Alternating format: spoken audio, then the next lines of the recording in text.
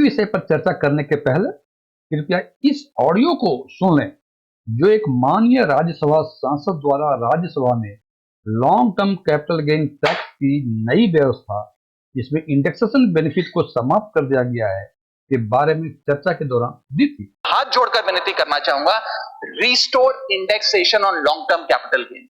Ma'am, पूरे दुनिया में इन्वेस्टर्स को इन्वेस्टमेंट्स करने के लिए प्रमोट करने के लिए इंसेंटिवाइज किया जाता है। इस देश में इंडेक्सेशन हटाकर हम इन्वेस्टर क्लास को डिस इंसेंटिवाइज कर रहे हैं इन्वेस्ट करने के लिए। इंडेक्सेशन हटाना टैक्स लगाना नहीं है, इन्वेस्टर्स को पीनलाइज करने जैसा है। मैडम, मैं बताना चाहता हूं, inflation ravages the value of money. पैसे को खा जाता है इन्फ्लेशन, इसीलिए हम कॉस्ट ऑफ एक्विजिशन को इंडेक्स कर कैपिटल गेन टैक्स की कैलकुलेशन करते हैं। और जो लोग खुश हैं आज कि कैपिटल गेन टैक्स को 20% से घटाकर 12.5 कर दिया है, उनके लिए मैं एक उदाहरण लाया हूं। इस उदाहरण के माध्यम से हम समझ जाएंगे कि कैसे इंडेक्सेशन हटाना इस देश के इन्वेस्टर को एक बहुत बड़ी उसकी जेब पे डाका डालने जैसा है। मैडम, फर्ज करिए कि 2001 में आपने 1 करोड़ रुपए का एक मकान खरीदा। वो मकान की दर 6% के हिसाब से बढ़ती गई उसकी वैल्यू, और आज वो मकान जो 1 करोड़ का आपने 2001 में खरीदा था, वो आज 4 करोड़ 17 लाख रुपए का हो गया। अब 2 सिनेरियो है, एक इंडेक्सेशन का सिनेरियो जिसमें आप बेचें उस पर टैक्स लगे, और एक नया सिनेरियो जिसमें आप उसे बेचेंगे तो नई रेट के अकॉर्डिंग उस पर टैक्स लगेगा।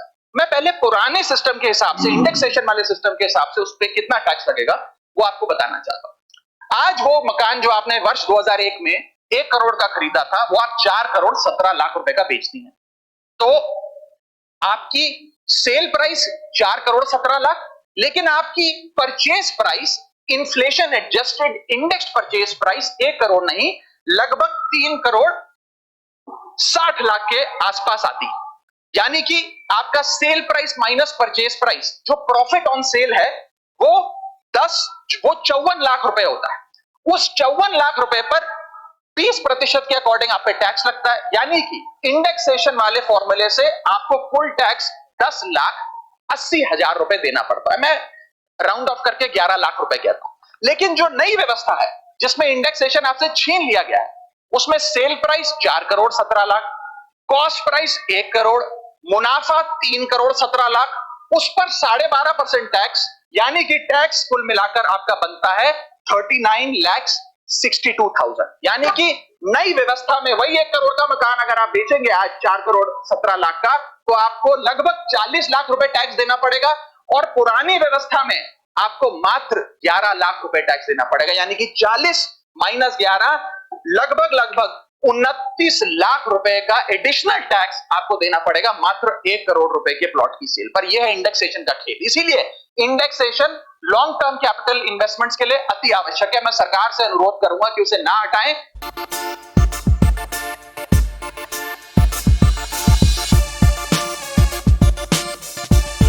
माननीय संसद महोदय के तर्क में जो एजम्पशंस हैं, यदि उस एजम्पशंस को धरातल पे सही माना जाए तो निश्चित रूप से उनके सारे कैलकुलेशन ठीक हैं, और उस हिसाब से लगता है कि long term capital gain tax के न्यू रिज्यूम, जिसमें इंडेक्सेशन बेनिफिट को समाप्त कर दिया गया है, निश्चित रूप से इन्वेस्टर्स के जेब पे डाका डालने जैसा है। लेकिन जनाब, उन्होंने माना है कि 6% के हिसाब से रियल एस्टेट में एप्रिसिएशन हुआ, और 1 करोड़ जो 2001 में इन्वेस्ट एक मकान खरीदा था, उसको 4 करोड़ 17 लाख में उन्होंने 2024 में बेचा।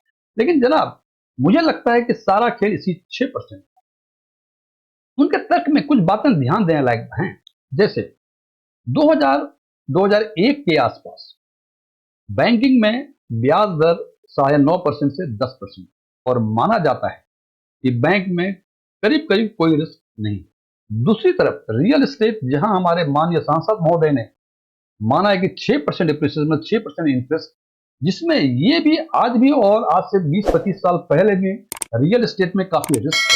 ये 2 चीजें। अब आप ये बताएं, वो कौन सा इन्वेस्टर होगा कि उस एवेन्यूज में जहां की कोई रिस्क नहीं है और 9.5% से 10% तक ब्याज मिलेगा, वो छोड़ के रियल एस्टेट जहां की काफी अधिक रिस्क है और रिटर्न के नाम पे केवल 6% ही है, उसमें अपना इन्वेस्टमेंट करेगा। इसके बैकग्राउंड में मैं एक बात और बताना चाहूंगा कि 2012, 13 या 14 के पहले तक रियल एस्टेट में जो इन्वेस्टर इन्वेस्ट किया करते थे उनका रिटर्न 40% 50% के आसपास हुआ करती थी।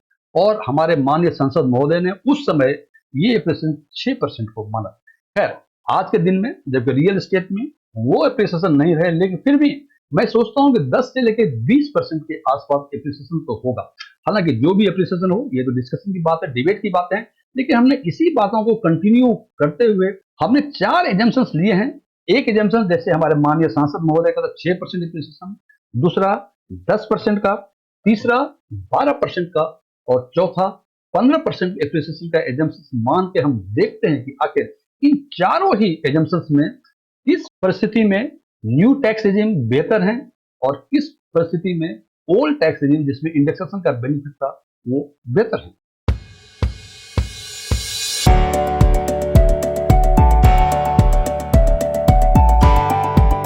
हमने इसके लिए एक एग्जाम्पल लिया है और उस एग्जाम्पल में हमने माना कि 2001 में जबकि कॉस्ट इन्फ्लेशन इंडेक्स का इंडेक्स 100 था, कॉस्ट ऑफ और एक प्रॉपर्टी ली जो कि 1 लाख रुपए, क्योंकि हालांकि सांसद महोदय ने 1 करोड़ का लिया, हमने एग्जाम्पल पर्पज से for the sake of example 1 lakh रुपए लिए। इसका मतलब कॉस्ट ऑफ इक्विशन 1 लाख रुपए थे और हमने उस प्रॉपर्टी को 2024 में सेल किया जबकि कॉस्ट इन्फ्लेशन इंडेक्स 363 हो गए हैं।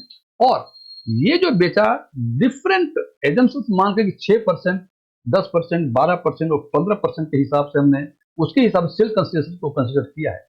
इसके पहले हम ये बता दें कि प्रॉफिट ऑन सेल जब मानते हैं तो जो पुराना सिस्टम है उस सिस्टम के हिसाब से प्रॉफिट ऑन सेल होगा sale consideration minus index COA, और नए सिस्टम में होगा सेल कंसिडरेशन माइनस सीओए। इसका सिंपल मतलब, यदि हम पुराने सिस्टम की बात करते हैं तो उसका मतलब कि 2001 में जो चीजें 100 रुपए की थी, 2024 में वो चीजें 363 रुपए हो गई। और यदि 2024 में वो बेचते हैं हम 400 रुपए में, इसका मतलब इंडेक्स कॉस्ट ऑफ एक्विजिशन माना जाएगा 363 रुपए है, और चूंकि आपने 400 रुपए में बेचे तो 37 रुपीज का आपको प्रॉफिट ऑन सेल होगा। जबकि नए सिस्टम में सिंपल है कि 100 रुपए में खरीदा आपने और 400 में बेचा, इसका मतलब 300 का आपका प्रॉफिट ऑन सेल होगा। इस बात को मद्देनजर रखते हुए हम देखते हैं कि सेल कंसिडरेशन जो डिफरेंट 4 एजम्पशंस लिए हैं उसके हिसाब से सेल कंसिडरेशन क्या होता है। यदि हम 6% के हिसाब से माने तो 2024 में ये 1 लाख रुपए 4,70,000 हो जाएंगे, 10% माने तो ये 8,95,000 हो जाएंगे, 12% माने तो 13,55,000 हो जाएंगे,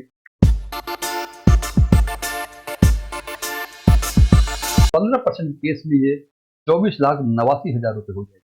अब यदि हम बात करें ओल्ड टैक्स रेजिम में कितना टैक्स देना होगा तो हम देखते हैं डिफरेंट परिस्थिति में प्रॉफिट ऑन सेल जो फॉर्मूला हमने ऊपर लिखा हुआ है उसके हिसाब से profit on sale old regime के हिसाब से पहले उसमें पहले एग्जाम्पशन जहां 6% के एप्रिसिएशन है 54,000 रुपए प्रॉफिट ऑन सेल होते हैं और जिसका 20% के हिसाब से टैक्स निकालेंगे 10,800 रुपए होंगे। यदि हम 10% का कंसेशन 10% का एप्रिसिएशन माने तो प्रॉफिट ऑन सेल 5,32,000 होंगे और 5,32,000 पे 20% 1,06,400 रुपए होंगे। यदि 12% माने की एप्रिसिएशन है उस रियल स्टेट में जबकि उसको 13,55,000 में बेचते हैं तो उस केस में 9,92,000 रुपए प्रॉफिट ऑन सेल है और इसका 20% 1,98,400 रुपए होती है और 15% यदि एप्रिसिएशन माने तो उस केस में प्रॉफिट ऑन सेल 21,26,000 हो जाएगी और इसका 20% 4,25,200 रुपए हो गए। तो इसमें हम देखते हैं कि ये सारे जो कैलकुलेशंस हैं ये old long term capital gain हिसाब से, इसका मतलब जहां इंडेक्सेस में बेनिफिट लिया हुआ है उसके हिसाब से टैक्स प्रोविजन से। अब यदि न्यू टैक्स रेजिम जो कि 23 जुलाई 2024 से इफेक्टिव हो गया है उसके हिसाब से कैलकुलेट करें तो हम देखते हैं कि पहले केस में जहां 6% का एप्रिसिएशन था, न्यू टैक्स रेजिम में आपको 3,17,000 जो है ये प्रॉफिट ऑन सेल है और इस पे 12.5% करें तो 39,625 रुपए टैक्स लगते हैं। 10% के केस में 7,95,000 प्रॉफिट ऑन सेल होगा, इनका 12.5% 99,375 रुपए। 12% के केस में 12,55,000 रुपए प्रॉफिट ऑन सेल और इसका 12.5% 1,56,875 रुपए। 15% के केस में 23,89,000 रुपए प्रॉफिट ऑन सेल और इसका 12.5% 2,98,625 रुपए। अब यदि ओल्ड रेजिम और टैक्स रेजिम दोनों को यदि कंपेयर करते हैं तो हम देखते हैं कि 6% के केस में, जो कि एजम्पशन जो है वो हमें सही तर्क नहीं दिख रहा है कि रियल एस्टेट में 6%, उस केस में हमें लगता है कि जो ओल्ड टैक्स रेजिम थे उसमें 10,800 रुपए टैक्स लग रहे थे, जबकि नए टैक्स रेजिम में 39,625 रुपए। इसका मतलब ये 6% एप्रिसिएट करता है, तो निश्चित रूप से आपका न्यू टैक्स रेजिम डाका डालने जैसा ही है। लेकिन यदि हम 10% की बातें करें, उस केस में देखते हैं कि ओल्ड टैक्स रेजिम के हिसाब से 1,06,400 रुपए लग रहे थे और न्यू टैक्स रेजिम में ये 99,375 रुपए लग रहे थे।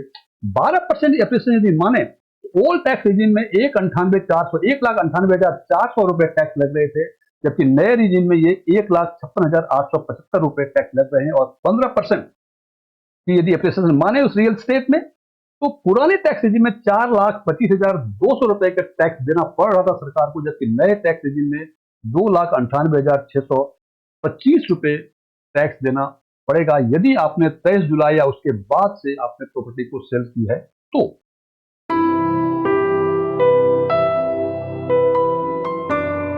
अब यदि आपको यह लगता है कि रियल एस्टेट में इन्वेस्टमेंट करने से 6-7-8% तक ही एप्रिसिएशन मिलेगा, तो निश्चित रूप से long term capital gain tax का नया व्यवस्था जिसमें इंडेक्सेशन बेनिफिट को हटा दिया गया है, निश्चित रूप से इन्वेस्टर्स के जेब में डाका डालने जैसा है। लेकिन यदि आपको लगता है 9-10% या उससे अधिक रियल एस्टेट में संभावनाएं हैं एप्रिसिएट करने की, तो निश्चित रूप से नया टैक्स रेजिम जिसमें इंडेक्सेशन बेनिफिट को हटा दिया गया है वो इन्वेस्टर्स के लिहाज से टैक्स फ्रेंडली है और उसमें उनको टैक्स कम देना पड़ेगा। हालांकि निर्णय आपको लेना है कि आप क्या सोचते हैं कि क्या रियल एस्टेट में 8%, 9% तक एप्रिसिएशन मिलता है या 10, 12, 15, 20% के आसपास एप्रिसिएशन मिलता है। निर्णय हमेशा आपका। Thank you.